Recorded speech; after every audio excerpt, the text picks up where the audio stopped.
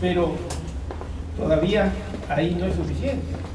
Luego ya se empieza a hablar el concepto de movilidad, ¿cierto? Porque aquí todavía seguimos hablando de vehículos motorizados. Aquí será prioridad el transporte privado, aquí será el transporte motorizado público, pero los demás usuarios todavía no los miramos. Entonces aquí, y en esta tercera etapa de movilidad, ya hablamos de la movilidad para todos los usuarios.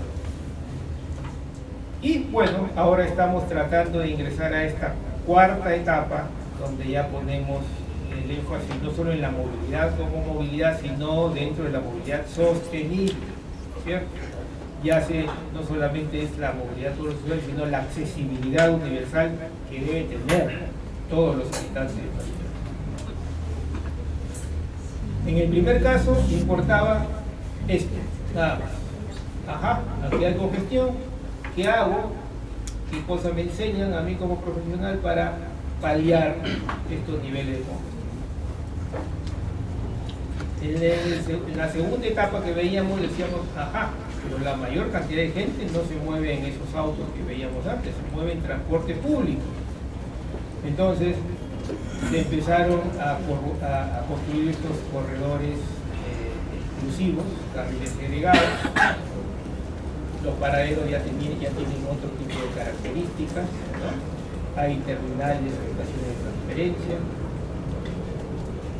Ven acá, entonces imagínense, priorizo yo el transporte público por sobre todos estos caballeros que, si nosotros nos podemos acordar cuántas personas viajan en estos carritos, como habíamos visto, en promedio no viajan más de 2 personas por vehículo, ¿no? En cambio aquí, en el caso del metropolitano, pueden entrar 150 o 160 personas en un solo vehículo. Entonces, mientras estos caballeros pueden estar atascados aquí en el tráfico pesado, estos carriles avanzan, ¿no? Con mayor libertad. Y si tenemos un sistema todavía más eficiente, es los sistemas de trenes, de metros, como lo que ya es una realidad en nuestra ciudad. Y luego pasaríamos a esa tercera etapa, ¿verdad? Movilidad, pensar en todos los usuarios y en especial en las personas con necesidades especiales. Los peatones y sus necesidades especiales, desde los niños, de los pequeños, los escolares. Ahora esto cada vez es más común, ¿verdad? Ahora aparece todavía para ciertos jóvenes, pero cada vez se va a ir popularizando estos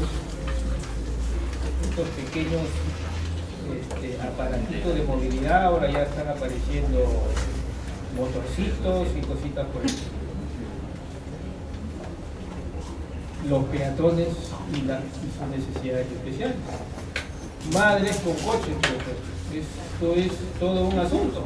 Imagínense ustedes, sobre todo los hombres, imagínense un día sería bueno, interesante que cojamos un coche, le pongamos un muñeco y salgamos a movilizarnos con el coche, a ver qué tan fácil es, ¿no?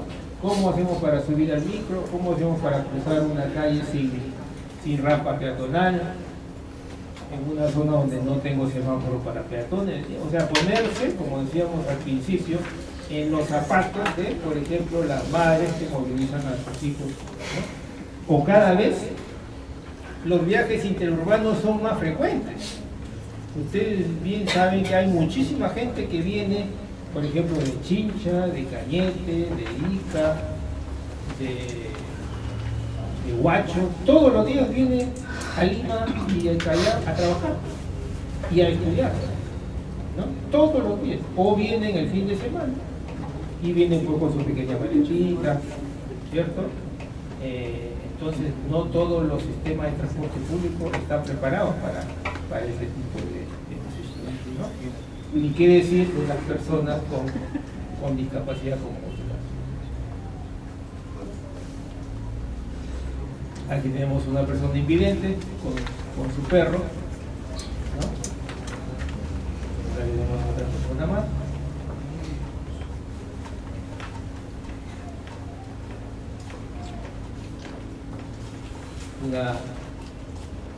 una persona ahí con problemas físicos que necesita un aditamiento diferente a unas muletas. Miren estas lindas jovencitas señoras ahí metidas en medio del tráfico, en una vía de doble sentido. Cómo es que ahora se están haciendo parques de diversión, no solamente para las personas con todas sus capacidades físicas completas, sino también para personas con discapacidad, ¿no? O sea, columpios, subibajas, etcétera, para personas con discapacidad. Y hay que diseñar las facilidades en la ciudad para todo tipo de usuarios, ¿no? Miren, aquí hacemos un comparativo entre el usuario promedio, entre los pequeños, los niños y las personas con discapacidad. Si nosotros hacemos o pensamos la ciudad para el usuario promedio, esto no va a estar al alcance ni para los niños ni para las personas con discapacidad. Si pensamos en los niños, eso va a servir también para las personas promedio, pero todavía le va a quedar corto para las personas con discapacidad. Pero si diseñamos la ciudad para las personas con discapacidad, va a servir para los niños y por supuesto va a servir para cualquiera de nosotros. Entonces aquí es donde hablamos de la democratización, o sea, la accesibilidad 360 grados, como se dice, por todo lado, por todas partes, ¿no? Pensando en todo, universal. Lo más común es que tengamos rampas peatonales, como esta de acá, pero ¿por qué no hacer pues una plataforma totalmente a nivel? ¿No? Pues no tengo que estar yo poniéndome por aquí, que incluso aquí miren el diseño, alguien se le olvidó de que había todo un poste ahí. Uno viene con su silla de ruedas y como michones para pensarle si hay papeleras, postes, etcétera, ¿no? En cambio, si nosotros allanamos la calzada, en este caso el separador central, la circulación es mucho más fácil. Y el otro concepto ya en su cúspide, podríamos decir, de la movilidad sostenible es el diseño compacto de ciudades o diseño policéntrico para ciudades.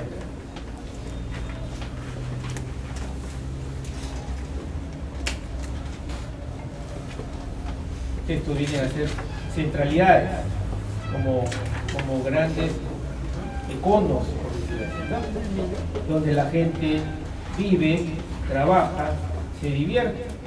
En otra centralidad la gente vive, trabaja, se divierte. En otra centralidad la gente vive, trabaja, se divierte. Y entre ellas uno se puede ir movilizando, ¿no?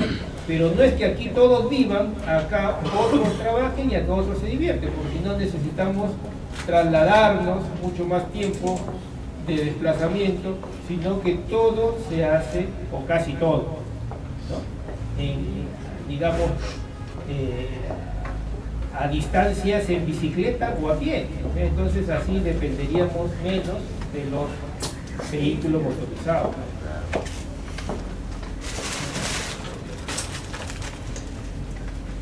¿En qué etapa se encontraba Lima? Decía aquí el expositor. La movilidad sostenible, segura, pero los diferentes actores, cada quien mirando por su lado, ¿no? Personal profesional de la municipalidad por un lado, los líderes de opinión por otro, el aparato normativo por otro, el personal técnico municipal por otro, la opinión pública por otro. Entonces, esto es lo que necesitamos nosotros, que vayamos haciendo conciencia, cada uno de nosotros ahí donde se mueve, donde vive, de que existen estos conceptos, ¿no? De que las ciudades pueden ser mejores sitios donde vivir, mejores sitios donde nos desarrollemos, donde no tengamos pues este sentimiento de frustración, ¿no? ¿Por qué tanta gente, tantos peruanos salen del país? No es porque de la gana, ¿no? Como decían ustedes, a quien no le gustaría vivir siempre pues respirando el aire puro de del Cusco, de Andahuaylas, o vivir en una playa norteña, pero no siempre podemos tener ese tipo de bondades paradisíacas, ¿no?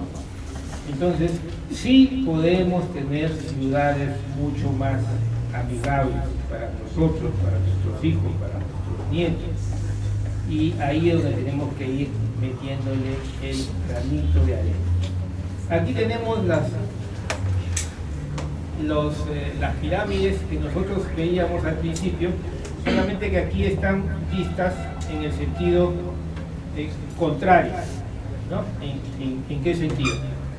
Nosotros poníamos los automóviles arriba, ¿cierto? Como la prioridad, ¿recuerdan?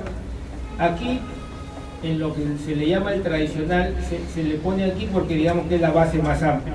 Digamos que aquí la prioridad está acá, ¿no? El automóvil. Después vendría el transporte público, el transporte de carga, recién los peatones, recién los ciclistas, los motociclistas, y al final, como una cosita ahí insignificante, vendrían a ser los usos de suelo, los US que dice aquí, ¿no? Lo ideal sería empezar con una gran base de usos de suelo. ¿Qué cosa se refiere a uso de suelo? Uso de suelo es un término que dominan los urbanistas y los arquitectos, que quiere decir que lo que veíamos en las centralidades de la diapositiva anterior. Determinar la zonificación de las ciudades de tal manera que en cada grandes barrios haya vivienda, pero también haya comercio, pero también haya educación, pero también haya diversión, pero también haya industria, etcétera, de tal manera de evitar que perdamos tiempo en los desplazamientos cotidianos que hacemos todos los días, ¿no? La mejor movilidad es aquella que no hay necesidad de realizarla, ¿cierto? Por ejemplo, cada vez se construyen más complejos habitacionales o edificios donde, si yo tengo un edificio de 15 pisos, los 2 primeros pisos están dedicados para comercio, por ejemplo.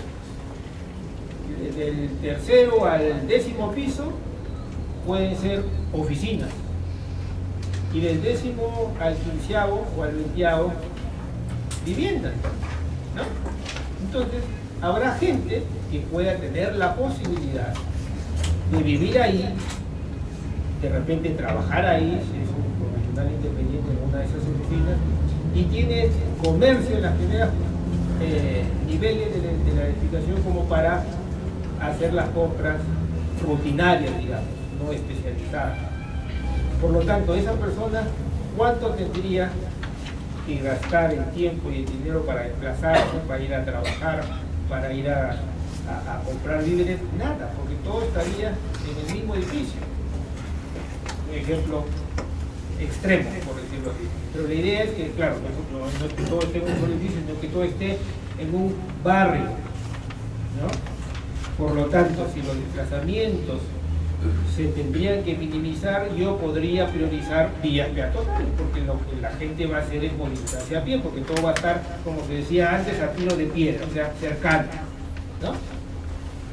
Pero para eso, los gobiernos locales tienen que precisamente diseñar las ciudades con ese tipo de zonificaciones, de uso de suelo, ¿no?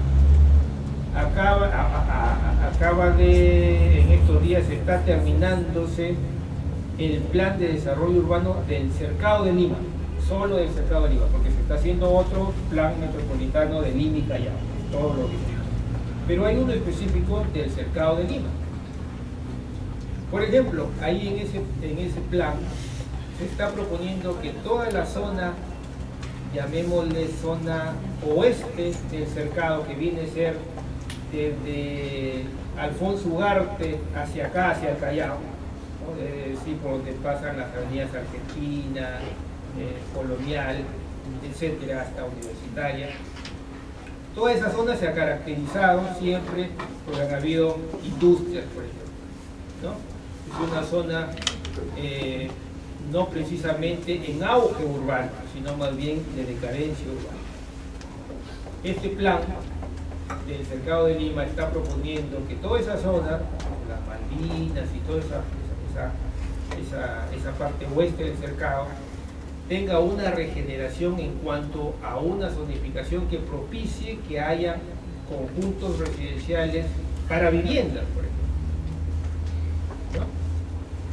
Porque ustedes saben que si nosotros tenemos gente de día, cuando nos desplazamos por la ciudad, también tenemos, por decir así, cierta seguridad, en el sentido de que las calles no son solitarias, y pasan vehículos, y pasa transporte público, pero hay zonas de la ciudad donde de día hay harto bullicio, mucho movimiento, porque hay oficinas, comercio, etcétera, pero de noche, como solamente hay comercios y oficinas y no hay vivienda, de noche a las 8, a las 9 se apagan las luces de esos comercios, de esas oficinas, y las calles quedan desiertas.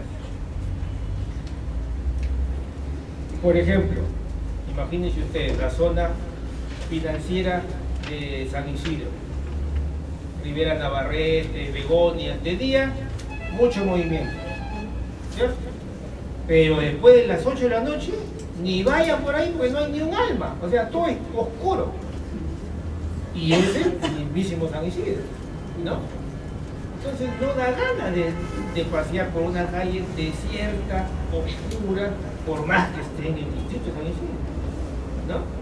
¿Por qué? Porque no hay viviendas, precisamente, o porque las pocas viviendas que habían han ido siendo compradas para poner oficinas, para hacer comercio, pero la vida se ha ido también con esas familias, ¿no? Por lo tanto, eso es lo que ahora, con esto que hablamos de movilidad sostenible, se está tratando de revertir a que la gente también viva en esa zona. Si trabaja ahí, mejor, ¿no? Si comercia ahí, mejor. Si se educa ahí, mejor. ¿Ya? A eso es a lo que nos referimos con el uso del suelo.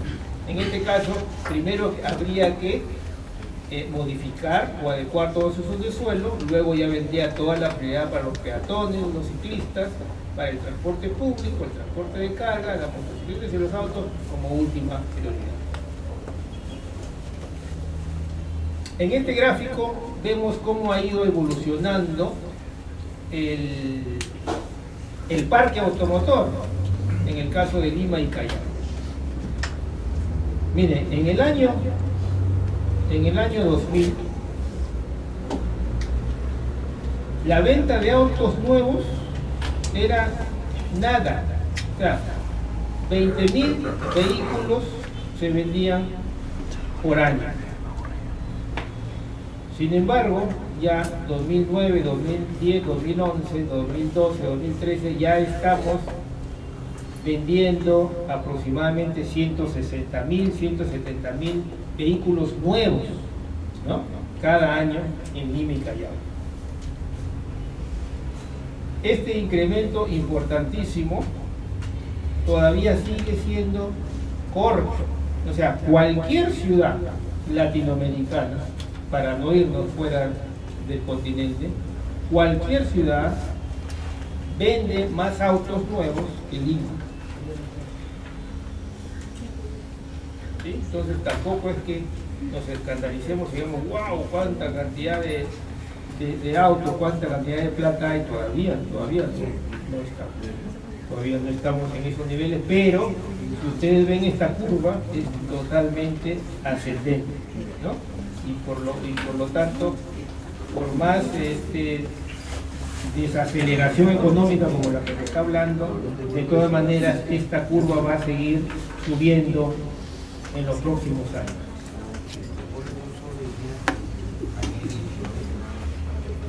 Es necesario un uso más racional del vehículo en general, ¿no? Si el transporte público es de mala calidad, toda esta balanza se va a inclinar hacia los autos, a pedir más estacionamientos, a pedir más carriles con avenida más ancha, más viaductos, etcétera, etcétera, etcétera. Porque ninguna de estas personas en su sano juicio va a querer meterse en una combi insegura, donde te maltratan, donde de repente no llegas entero, ¿cierto?, a tu destino, porque antes hubo accidentes, etc., ¿no? Por lo tanto, aquí se propone una pirámide estratégica en donde primero prioricemos el transporte público, ¿no? Luego, en un segundo orden, pero todavía de importancia, vayamos modificando nuestra ciudad, el suelo de nuestra ciudad con los usos de suelo, después sigamos dándole la prioridad para los peatones y los ciclistas y luego seguiría el resto, ¿no? Esta pirámide estratégica, como la llama el autor,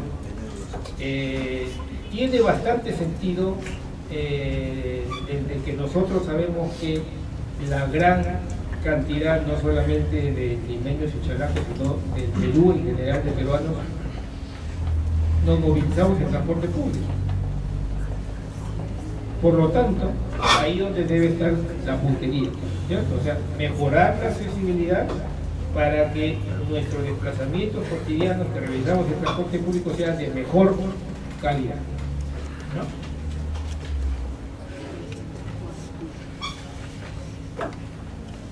Bueno, esto es ya una caricatura, o sea, toda la gente que iría en estos autitos podría tranquilamente entrar como un ligero como este, o un trolebús como este otro. Y aquí se analiza el sistema de transporte público, al que se le ha llamado comisionista, afiliador, empresa cascarón, etc. Usted le puede poner el adjetivo que quiera. Conductor 1 dice: nunca se pasa el rojo del semáforo. No se detiene en verde el semáforo.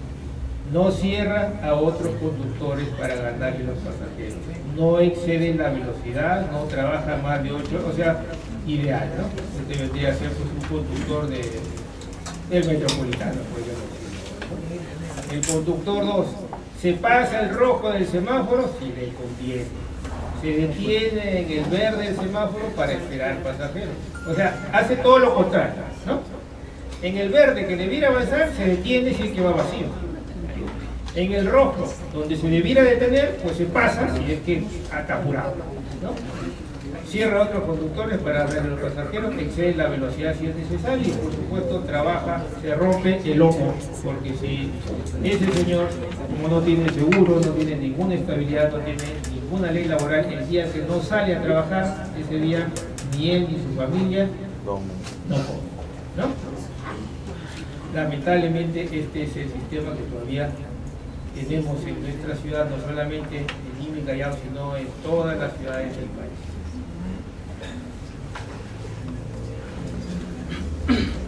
Si el transporte público se incrementara en su calidad y en su servicio, el equilibrio sería mucho más homogéneo en el sentido de que las personas que se movilizan en vehículos de transporte privado tendrían una real alternativa para poder optar por el transporte público. No al 100%, pero ya empezarían a usarlo. Utilizarían su auto en las circunstancias adecuadas, pero también utilizarían el transporte público, podrían conducir bicicleta, algunos tramos, caminar otros, etcétera, etcétera.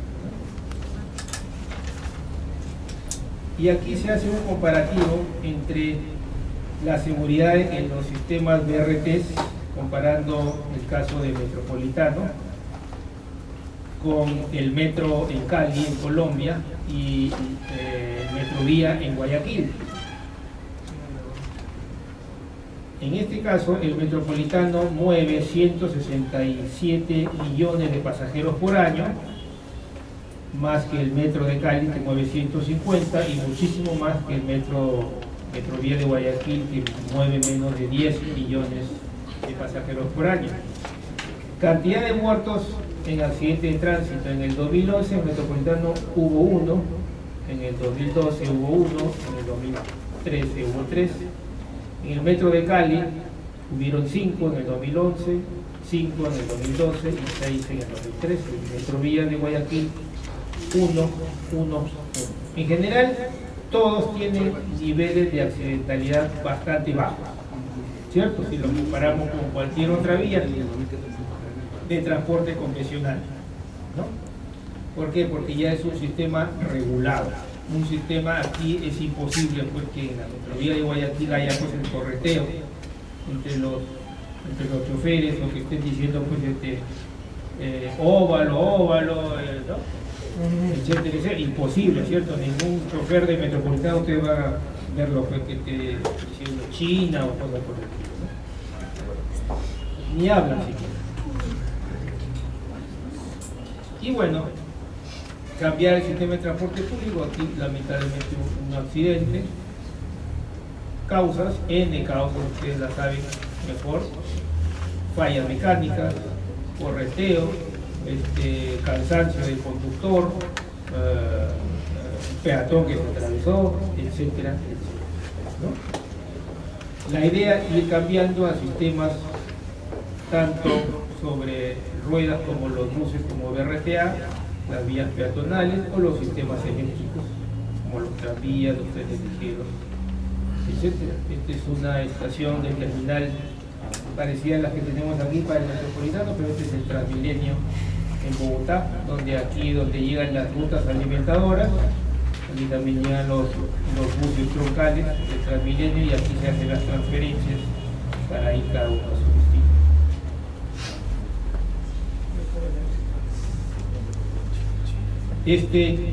Esto todavía no estamos pensando en esto en Lima y Callao, porque lo que se está priorizando son los sistemas, más bien los rápidos masivos, que van a ser los metros, ¿no? Las 6 líneas de metro no son como estas, porque estas son más amigables. Pues ustedes ven aquí todo ese tráfico lento, la vía es prácticamente peatonal, el único vehículo motorizado que pasa son estos trencitos, pero estos vendrían a ser como las alimentadoras de los sistemas rápidos masivos, ¿no? Bueno, pero esperemos, pues, que de repente para el 2030 tengamos algo parecido a Callao, ¿no? Es totalmente inclusivo, ¿no? O sea, la velocidad es relativamente baja, pueden caminar los peatones, los ciclistas, ahí prácticamente convivir como si fuese un monstruito, ¿no? Un monstruito, una mascota gigante.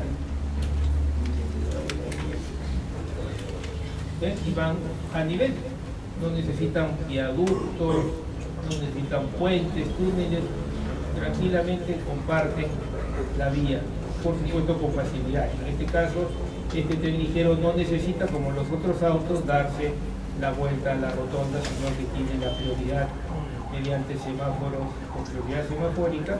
Pueden pasar mientras el resto de los vehículos pueden estar detenidos alrededor del óvalo. ¿Listo?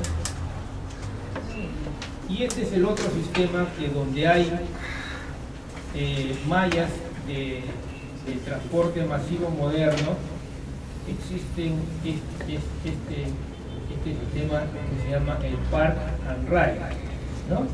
Que vienen a ser grandes zonas de estacionamiento para vehículos muy cercanas a los terminales de los trenes, ¿no? O de los BRT, en el caso de Lima, por ejemplo. Por lo tanto, la gente viene, digamos que viene, pues, de Villa El Salvador, o de San Bartolo, o de Ancón, en su auto, pero dejarían su auto cerca al terminal donde van a tomar el tren, y sin necesidad de pagar por el estacionamiento, solamente, mejor dicho, el ticket del pasaje del tren les cubre el estacionamiento de su vehículo. Por lo tanto, evitamos que este señor, que viene desde Ancón al centro de Lima, por ejemplo, tenga que llegar hasta el mismísimo centro de Lima o de Miraflores, se refiere, en el mismo auto, lo cual significaría un vehículo más que congestiona, un vehículo más que contamina.